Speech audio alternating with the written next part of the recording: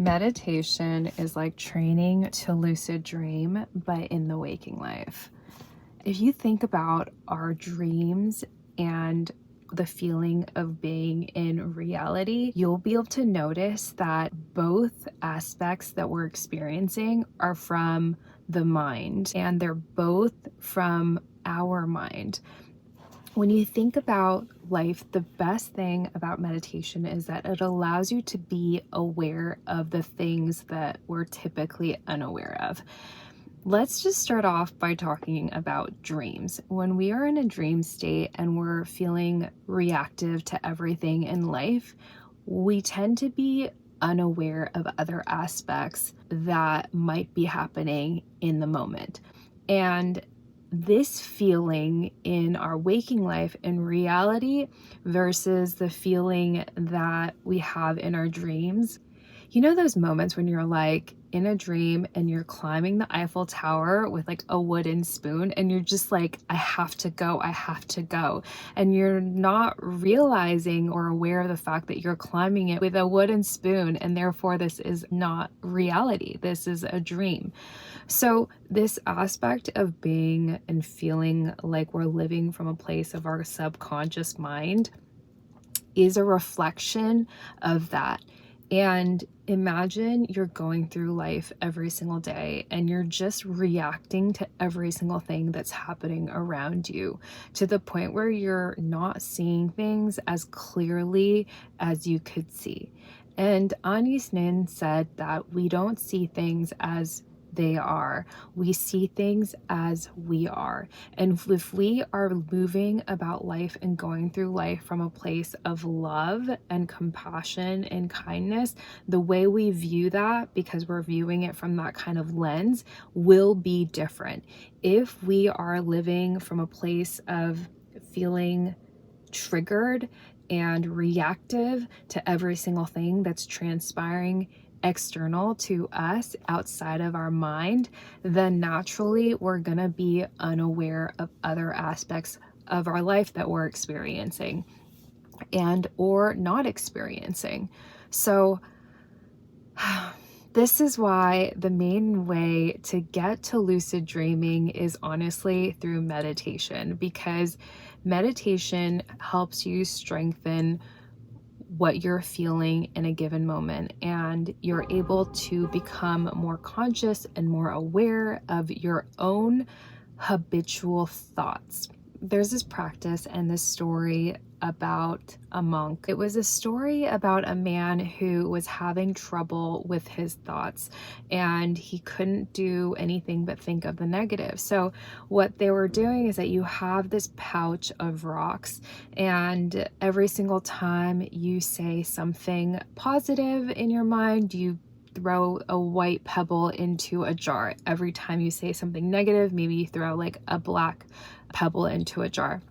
And by the end of the day, you'll be able to see where your thoughts reside, whether half of them are probably in the positive and half in the negative.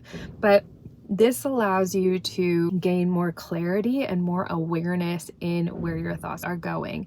The whole purpose of meditation is to be able to become so aware of your habitual nature and what comes effortless and natural to you that you try and improve yourself in ways that will allow you to become more virtuous.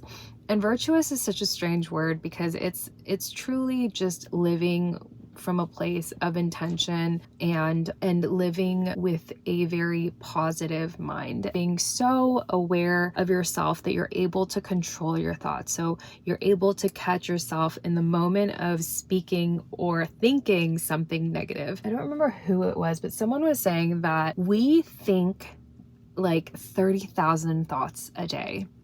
Can you imagine how chaotic our mind must feel at the end of the day? We must be exhausted.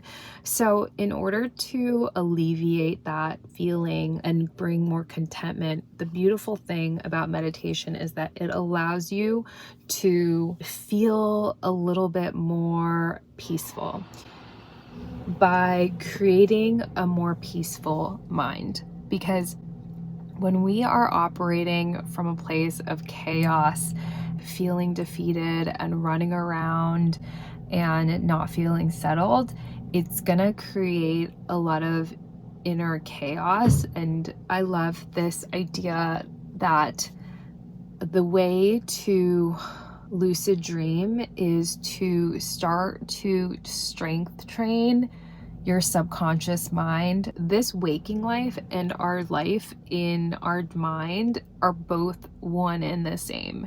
And there are some really fascinating books about being able to live in the past, present, and the future. That's reaching a different level of spirituality, to be able to foresee and move forth and see things more clearly. Because as I said earlier, like, we don't really see things as they are, we see things as we are. And if we can see people more clearly, and we don't objectify anybody or anything from a place of negativity, we'll be able to move forth with more peace and clarity and thoughtfulness. But when we are reacting to everything that's happening to us, instead of being so present in the moment, that when something happens and something arises, we're able to kind of catch ourselves, like in our thought, in that negative thought, that's already improvement. And these sort of things don't just like happen overnight. And not only they not happen overnight, you're gonna fall back again. It's the same for me. Like, I've been able to lucid dream constantly, right? And then recently I got really tired and felt overwhelmed. Now I'm back at getting back into my practice of meditation. This is just a tool and a strategy to get back into becoming more mindful. Meditation is like training to lucid dream in the waking life. That is honestly so true. And without meditation, I would never be able to lucid dream. I know that there's no doubt about that.